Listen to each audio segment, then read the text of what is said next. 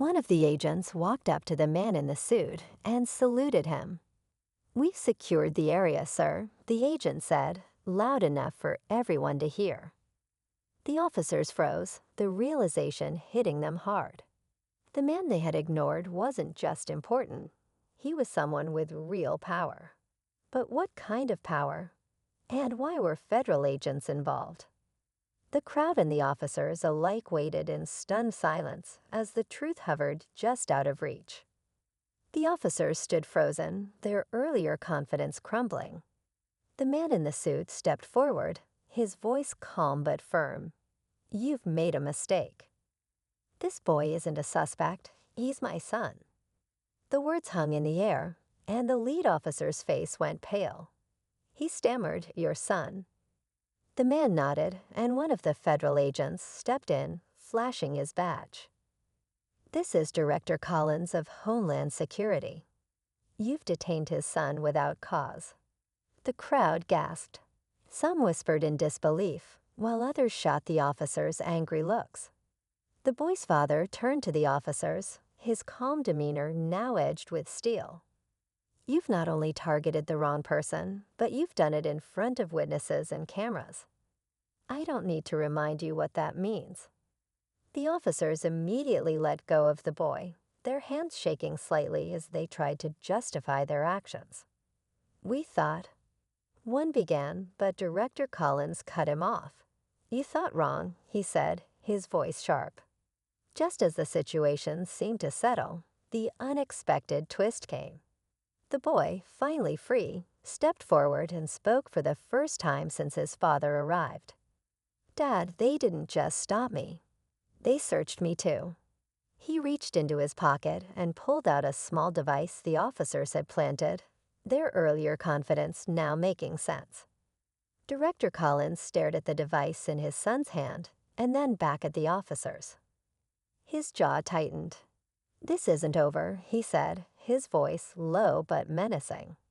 The officers looked as though the ground had just shifted beneath their feet. The crowd, now fully aware of the gravity of the situation, waited in silence to see what would happen next. The crowd watched as the officers stumbled over their words, trying to explain themselves, but it was too late. The federal agents stepped in, taking control of the situation. The planted device was damning evidence, and Director Collins made it clear that an investigation would follow. The officers were escorted away, their earlier authority stripped as the weight of their actions began to sink in. The boy looked up at his father, a mix of relief and admiration in his eyes. "Thank you, Dad," he said quietly. Collins placed a reassuring hand on his son's shoulder. "You did the right thing by staying calm," he replied. "No one gets to treat you that way. Not ever." As the crowd began to disperse, whispers of the incident spread. People walked away with a reminder that assumptions and abuse of power can have consequences, especially when the truth comes to light. It was an ordinary afternoon in a quiet neighborhood when everything changed for one boy. A group of white officers stopped him on the street, accusing him of something he didn't do. Confused and scared, the young boy tried to explain himself, but they weren't listening. To them, he was just another kid causing trouble. What they didn't realize was that this boy wasn't just anybody. His father was someone they'd never expect. Someone with the power to change everything. As the tension grew, the officers made their move, unaware that their actions were about to spark a series of events that would leave them questioning their judgment. The boy's father was on his way, and when he arrived, the situation would take a turn no one saw coming. What happened next would leave the officers stunned and serve as a powerful reminder about assumptions and accountability. Stay tuned. As the boy stood there, his heart pounding, he couldn't understand why this was happening to him. He had been on his way home from a friend's house, minding his own business. Yet now, he found himself surrounded by officers who seemed more interested in proving their authority than hearing the truth. The boy's voice trembled as he tried to explain, but every word he said seemed to fall on deaf ears. A small crowd began to gather, their murmurs growing louder. Some were angry, while others looked on helplessly, unsure of what to do. The boy glanced around, searching for a familiar face, but none appeared. All he could do was hope his father would get there in time. But who was his father? That was the question no one had an answer to. Not yet. And when they finally found out, it would change everything. The officers were growing impatient. They exchanged quick glances, as if silently deciding what to do next. One of them grabbed the boy's arm, not harshly but firm enough to send a clear message. This wasn't going to end with a simple conversation. The boy winced, his fear showing in his eyes, but he still didn't fight back. He knew better than to resist. His father had always told him to stay calm no matter what. Meanwhile, a woman in the crowd pulled out her phone, recording everything. Her voice cracked as she called out, "Why are you doing this? He's just a kid." Others started questioning the situation too, but the officers seemed unfazed, their focus locked on the boy. Unbeknownst to them, a black SUV had just pulled up at the end of the street. Its tinted windows hid the man inside, a man who knew exactly what was happening.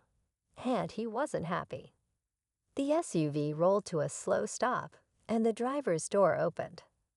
A tall man stepped out, his movements deliberate and his expression unreadable. Dressed in a sharp suit, he carried himself with an authority that made heads turn. The murmurs in the crowd grew louder as some began to recognize who he was. Others just sensed it. This was someone important. The officers, still holding the boy, hadn't noticed him yet. They were too busy trying to justify their actions to the growing crowd. The boy, however, spotted the man immediately, and a flicker of relief flashed across his face. His father had arrived.